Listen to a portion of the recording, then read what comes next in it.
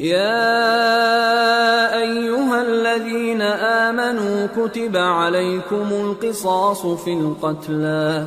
الحر بالحر والعبد بالعبد والأنثى بالأنثى فمن عفي له من أخيه شيء فاتباع بالمعروف وأداء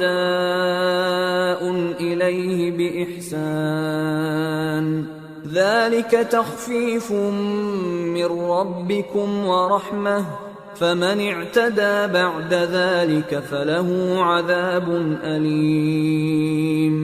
وَلَكُمْ فِي الْقِصَاصِ حَيَاةٌ يَا أُولِي الْأَلْبَابِ لَعَلَّكُمْ تَتَّقُونَ۔ مومنو،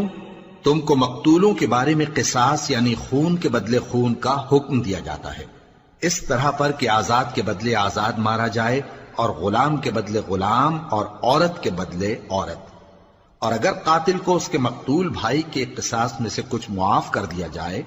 تو وارث مقتول کو پسندیدہ طریق سے قرارداد کی پیروی یعنی مطالبہ خون بہا کرنا اور قاتل کو خوشخوئی کے ساتھ ادا کرنا چاہیے۔ یہ تمہارے پروردگار کی طرف سے تمہارے لیے آسانی اور مہربانی ہے۔ اب جو اس کے بعد زیادتی کرے اس کے لیے دکھ کا عذاب ہے۔ اور اے اہل عقل، حکم قصاص میں تمہاری زندگانی ہے کہ تم قتل و خونریزی سے بچو۔